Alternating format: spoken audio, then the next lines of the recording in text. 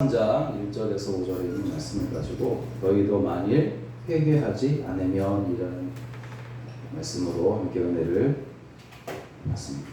받습니다. 어느 날 두어 사람이 문을 보니까 예수님을 찾아와서 빌라도가 갈릴리 사람들의 피를 그들의 우상 앞에 뿌렸다, 제물에 섞었다라는 말을 하고 있습니다. 이 말은 예수님께 하는 이유는 아마도 빌라도를 상대할 사람은 예수님밖에 없다라는 그런 생각을 했기 때문이었을 것입니다. 어쨌든 빌라도가 어떤 갈릴리 사람들의 피를 그들의 제물에 섞었다라는 이 말은 그때의 그 시대 상황을 보면 아주 굉장히 비참하고 아주 슬픈 이야기입니다. 왜냐하면 이 말은 빌라도가 이 갈릴리인들, 즉 유대인들을 죽이고 그 피를 우상에게 뿌렸다라는 것을 말하기 때문입니다. 역사가 요세푸스에 의하면 당시에는 사람을 죽이는 일은 아주 흔한 일이었다고 해요. 로마인들이 식민지의 사람들, 그 중에서도 유대인들을 죽이는 일들은 참 흔한 일이었다고 그러는데 어떤 유월절에는 유대인들의 절기죠. 이 유월절에는 로마인들에 의해 적게는 3,000명, 또 많게는 2만 명 이상의 유대인들이 비참하게 학살돼서 로마가 숭배하는 신들 앞에 던져지기도 했다. 그렇게 기록을 하고 있습니다. 이거 얼마나 이 사실이 슬프고 또 비참한 일이겠습니까? 빌라도에 의해서 갈릴리인들, 유대인들이 죽어서 피를 흘렸다는 이야기도 같은 이야기인데 빌라도에게 죽지 않은 사람, 문제는 뭐냐면 이렇게 빌라도에게 죽지 않는 사람들이 이렇게 말했다는 거예요. 내가 그들처럼 죽지 않은 것은 나에게 죄가 없기 때문이다. 그리고 그들이 죽은 것은 그들이 죄를 지었기 때문이다. 이렇게 생각을 했다는 거죠. 이에 대해서 주님은 오늘 2절을 보니까 너희는 이 갈릴리 사람들이 이같이 해 받음으로 다른 모든 갈릴리 사람보다 죄가 더 있는 줄 아느냐 하시면서 3절에서 너희에게 이르노니 아니라 너희도 만일 회개하지 아니하면 이와 같이 망하리라 이렇게 말씀하고 있습니다. 그들이 죽은 것이 죄 때문은 아니지만 너희가 그렇게 말하고 있고 그렇게 생각하고 있으니 너희도 회개하지 아니하면 그들처럼 망하게 될 것이다. 너희가 스스로 의인이라 말하나 너희도 회개해야 할 죄인이다 라고 말씀하신 것입니다. 그리고 4절 5절에서도 같은 말씀을 하시는데 실로암이라는 그 연못에 있는 망대가 무너져서 18명이 치여 죽은 그것은 죄 때문에 죽은 것이다 라고 생각하는데 너희도 만일 회개하지 않으면 그렇게 될 것이다 이렇게 말하고 있습니다. 예수님께서 이 말씀을 통해서 우리에게 하시려는 말씀은 사실 분명합니다. 우리 모든 사람은 의인이 아니고 죄인이다. 그래서 회개해야만 살 수 있다는 것을 우리에게 말씀하시고자 하신 것이에요. 이제 더 자세히 본문의 말씀을 살펴보면 이렇습니다. 첫째, 두어 사람이 예수님께 나와서 이야기를 합니다. 그 이야기의 마음은 어떤 두 사람이 가지고 있던 속마음은 어떤 마음이었냐면 자기 자신을 자랑하기 위한 마음이었다는 것을 알 수 있어요. 두어 사람이 예수님께 와서 빌라도에 의해 갈릴리 사람들이 죽었다는 이야기를 한 것은 죽은 사람들이 참 불쌍하고 억울한 일을 당했기 때문에 이제 빌라도에게 주님 대신 가셔서 따져주십시오. 이 억울함을 풀어주십시오. 이렇게 부탁하기 위해서가 아니었다는 거예요. 당시 유대인들은 재난이나 불행을 당하게 되는 이유가 있는데 그 이유는 죄 때문이다. 그렇게 생각했어요. 그러니까 만약에 빌라도에게 죽임을 당한 갈릴리 사람들도 예외가 아니다 라는 것을 말하려고 예수님을 찾아온 것이죠. 그런데 여러분 이것은 그들의 숨은 의도가 있다는 거죠. 다시 말하면 죽임을 당한 자들의 그 죽음이 죄에 있음을 말하면서 자신들은 죄가 없는 의인이기 때문에 살아있다라는 것을 강조하며 자랑하기 위함이었다라는 것을 알 수가 있습니다. 그러나 그들은 자신들이 듣고 싶은 말을 예수님께 듣지 못합니다. 오히려 주님은 살아있는 사람은 죄가 없고 죽임을 당한 사람은 죄 때문이다라는 그들의 생각을 책망하시는 거예요. 그리고 살아있는 사람이나 죽임을 당한 사람이나 모두 다 하나님 앞에서 다 죄인이다라는 것을 지적하고 있다는 거죠. 여러분, 어리석은 사람의 특징이 있다면 그들은 다른 사람의 결점을 들춰내기를 좋아한다는 거죠. 이 어리석은 사람의 특징이에요. 또 다른 사람의 그 결점을 들춰내는 동시에 자기의 결점은 어떻게든 숨기려고 한다는 거죠. 여러분, 유대인들의 지혜서인 탈무드를 보면은 인간은 타인의 사소한 피부병은 걱정해도 자신의 중병은 눈에 들어오지 않는다, 그런 말이 있습니다. 다른 사람의 작은 실수에는 막 호들갑을 떨면서 어떻게 그럴 수가 있느냐 하면서 막 소리를 지는데 정작 자신의 큰 실수는 조용히 묻으려 하고 문제 삼지 않으려고 한다는 그런 말이에요. 주님도 마태복음 7장에서 어찌하여 형제의 눈 속에 있는 티는 보고 내 눈 속에 있는 들보는 깨닫지 못하느냐. 보라, 내 눈 속에 들보가 있는데 어찌하여 형제의 눈 속에 있는 티를 빼게 하라 하겠느냐. 이렇게 말씀하셨어요. 여러분, 요한복음 21장 18절부터 23절을 보면 예수님께서 베드로에게 인자는 곧 십자가에 못 박혀 죽을 것이다 하는 순교 예언, 아주 중요한 예언을 하십니다. 그랬더니 베드로는 엉뚱하게도 예수님께 요한은 어떻게 되겠느냐라고 묻는 장면이 나와요. 그러자 예수님께서 내가 올 때까지 그를 머물게 하고자 할지라도 내게 무슨 상관이냐, 너는 나를 따라 말씀하고 있어요. 이게 무슨 말이냐면 다른 사람 생각하지 말고 본인 생각만 해라. 네 생각만 해라. 내가 어떻게 이후에 이제 십자가의 고통과 같은 그런 고통을 당하게 될 텐데 그 고통들을 어떻게 견뎌낼 수 있을 것인가, 너는 한번 그걸 생각해야지 요한이 나중에 어떻게 될 것인가 그거 생각하지 말아라, 그런 말씀입니다. 어떤 남자가 구제하는 일을 잘하는 교회에 찾아와서 도와줄 것을 요청하는데 가까운 곳에 아주 가난하여서 공경에 처해 있는 사람들이 있습니다. 아버지는 돌아가시고 어머니는 병들어 일을 할 수가 없는데 어린아이들은 5이나 됩니다. 그런데 월세가 6개월이나 밀려서 이제 쫓겨나게 되었습니다. 이렇게 말합니다. 목사님은 너무나 가엾군요. 그런데 당신은 누굽니까? 이렇게 말했더니 이 사람이 저는 집주인입니다. 이렇게 말합니다. 자기 집에 살고 있는 사람들이 쫓겨나게 되었으니 도와달라는 거예요. 자기가 도와줄 생각은 안 하고. 그런데 여러분, 이렇게 이 집주인처럼 마땅히 내가 해야 함에도 다른 사람에게 부탁하고 남의 탓으로 돌리려는 모습이 사실 오늘 세상을 살아가는 사람들의 모습 또는 우리들의 모습이기도 한다는 거죠. 마치 자신은 죄가 없는 사람인 것을 자랑하기 위해서 예수님께 찾아와가지고 죄를 지었기 때문에 빌라도에게 죽은 갈릴리 사람들을 말하고 있는 정말 무지하고 어리석은 이 두어 사람의 모습이 곧 다른 사람을 이용해서 자신의 의의를 드러내려고 하는 사람들의 모습이라는 거죠. 그러므로 여러분, 다른 사람이 회개하지 않았기 때문에 죽었다라고 말하기 전에 내가 먼저 회개하지 않으면 그들과 같이 된다는 그런 깊은 깨달음이 오늘 우리 가운데 있어져야 할 줄로 믿습니다. 이렇게 두어 사람이 자기 자신을 자랑하기 위해서 예수님께 찾아왔을 때에 이제 예수님께서 대답을 하십니다.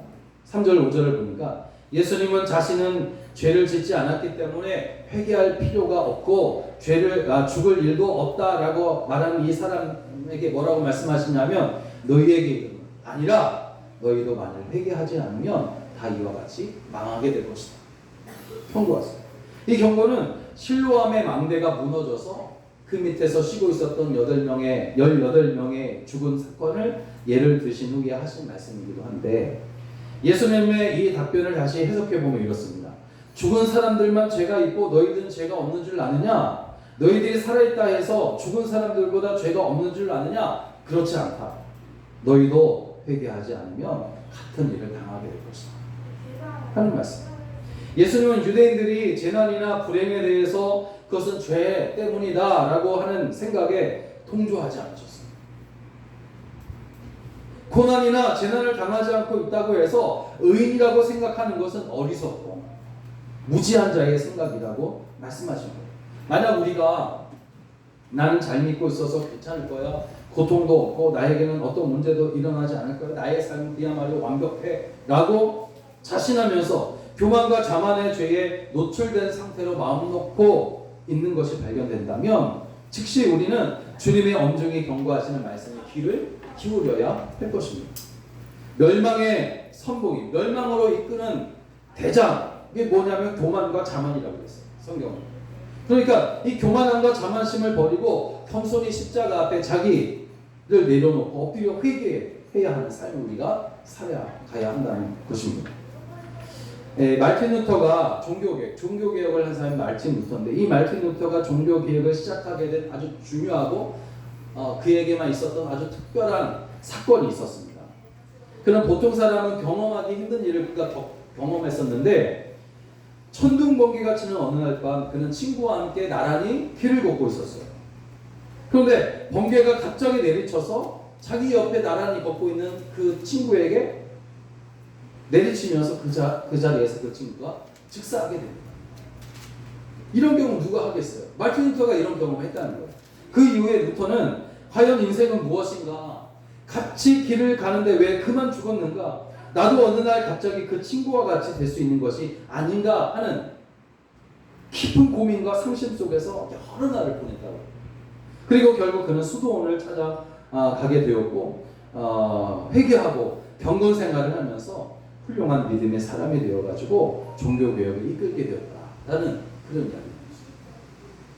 사람들 중에는 긍정적인 생각을 하는 사람들도 있어요. 그들은 힘든 일을 만나도 걱정할 거 없다 라고 말합니다. 그렇지만 정말 우리 인생이 걱정을 하나도 하지 않아도 되는 삶인가? 사실 그렇지 않잖아요. 걱정의 원인이 모두가 죄 때문인 것은 아니지만 많은 부분 우리가 걱정하는 이유는 죄 때문이기도 합니다. 그러므로 우리 인생은 걱정을 하나도 하지 않아도 되는 삶인가? 라는 이 질문은 과연 나는 회개할 것이 아무것도 없는가? 라는 이 질문으로 바꾸어서 해볼 필요가 있어요. 여러분, 나의 가장 큰 슬픔과 걱정의 원인은 내가 세상에서 고통과 괴로움을 받아서가 아니라 하나님을 모르며 살고 있고 하나님의 나라와 하나님의 뜻대로 살지 못하고 있는 것에 있어야 할 것입니다. 슬픔을 기쁨으로, 또 원망과 불평을 감사와 찬송으로 변화시키기 위해서는 정말 진실되고 겸손한 마음으로 주님께 나와 엎드려 회개해야 한다는 거예요. 그러니까 내게 회개는 나를 두렵게 하는 것이 아니라 내게 복이 임하는 문과도 같다는 것입니다. 요나서 4장을 보면 아주 흥미로운 이야기가 나옵니다. 요나 선지자가 한 번은 박넝쿨이 굉장히 무거워지잖아요. 이 박넝쿨이 무거워져서 햇빛이 들어오지 않는 그런 시원한 그늘에서 이 요나 선지자가 쉬고 있었어요. 편히 쉬고 있는데 벌레가 이 박넝쿨을 갉아먹습니다. 그러니까 금방 그 박넝쿨이 풍성했던 그 우거진 그 박넝쿨이 금방 시들어져 버리게 되고, 그 때문에 쉬는 시간 순식간에 끝나버려요. 그러자 요나 선지자는 어떤 생각을 하게 되냐면 곧 죽고 싶은 고통이 그에게 찾아왔다는 거예요. 박넝쿨 같은 것이 무엇이냐면 세상을 말해요. 세상의 부귀영화. 그러니까 이 박넝쿨 같은 세상의 부귀영화는 부귀영화라는 이 그늘에 우리가 미혹당하며 그렇게 살고 있어요. 그것이 영원할 것이라고 여러분 속지도, 그것 때문에 기뻐하지도 않기를 바랍니다. 왜냐하면 그것은 벌레가 갉아먹기 시작하는 그 순간부터 멸망하기 시작할 것이요 반드시 쇠약하여 죄가 되어 버려질 것이기 때문입니다. 여러분, 온전하고 영원한 쉼을 즐길 수 있는 것은 죄를 회개하며 용서하시고 복을 주시는 주님의 그늘인 줄로 믿으시기 바랍니다. 그럼 우리는 여러분 날마다 세상 박넓은 같은 세상 부귀영화라는 그 그늘 밑에서 쉬는 것이 아니라 우리를 영원히 쉬게 하시는 우리 주님의 그늘 밑에서 그렇게 쉬어야 할 줄로 믿습니다. 이런 믿음, 이런 고백이 있어지기를 주의 이름으로 축원합니다. 또 마지막으로 이제 주님께서 깨달으라고 말씀하세요. 이 말씀을 통해서, 이 사건들을 통해서 이제 너희가 깨달아라. 무엇을 깨달아야 되느냐라는 것이죠. 5절을 보면 너희에게 이르노니 아니라 너희도 만일 회개하지 아니하면 다 이와 같이 망할 것이다 하는 말씀인데, 여러분, 주님은 빌라도가 갈릴리 사람들을 죽이고 그 피를 우상 제물에 이제 섞은 그 사건, 그리고 실로암에 있던 망대가 무너져서 그 밑에서 쉬고 있었던 18명의 사람들이 죽은 그 사건들을 보면서 같은 말씀을 반복하고 있어요. 그 사건을 통해서 아주 중요한 것을 깨닫게 하기 위해서 주님께서 말씀하신 거예요. 바로 죄가 없다고 자신만만해하는 것조차 교만이 낳은 죄임을 알고 회개하라는 거죠. 마태복음 13장 16절을 보면 너희 눈은 봄으로 너희 귀는 들음으로 복이도다 하는 말씀이 나와요.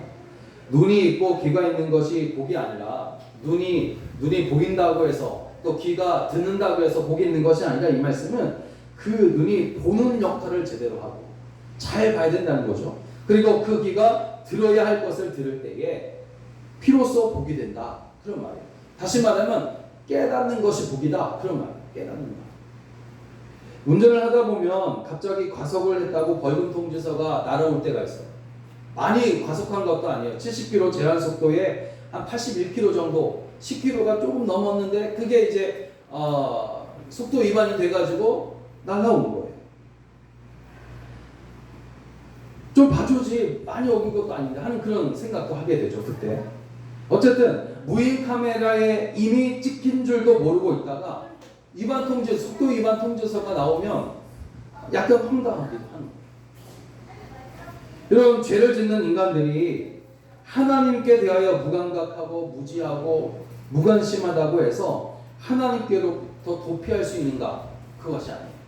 이미 속도 위반 카메라에 찍혀 있어요. 찍혀 있는 거예요. 생각지도 못한 어느 날 갑자기 죄를 지었다는 통지서가 날라오게 되어 있다는 거죠. 그러므로 우리 모두는 너나 나나 할 거 없이 모두가 회개해야 할 것을 깨달아야 된다. 나는 회개해야만 살 수 있다라는 사실을 깨달아야 된다는 거죠. 그렇다고 여러분, 회개하는 것을 우리는 두려워하지 않기를 바랍니다. 회개하는 것은 두려운 것이 사실 아니에요.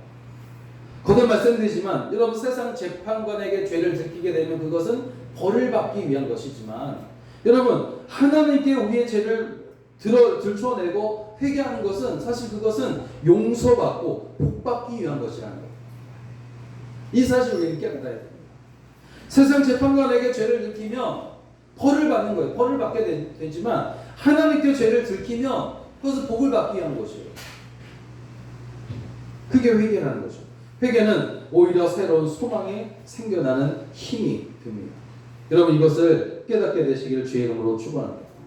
각 나라마다 강조하는 어떤 이념들이 있다고 그래요. 이스라엘 사람들은 의로움을 강조하고 있고, 프랑스인들은 성실함, 독일인들은 이성, 그리고 미국인들은 능력, 이것을 강조한다고 해요.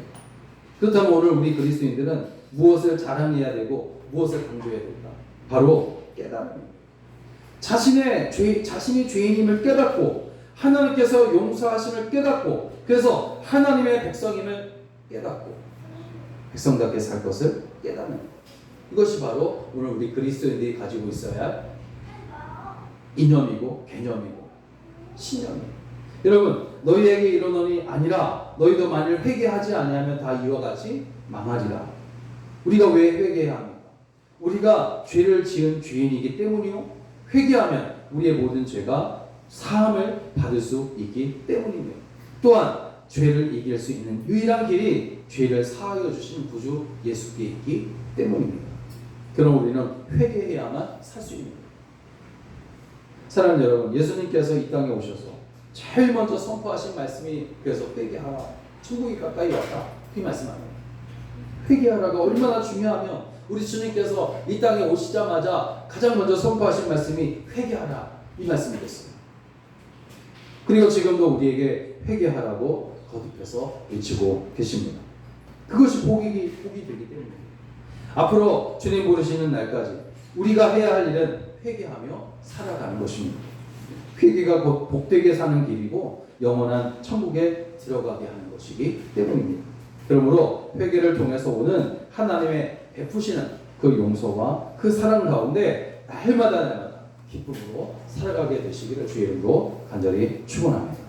기도하겠습니다.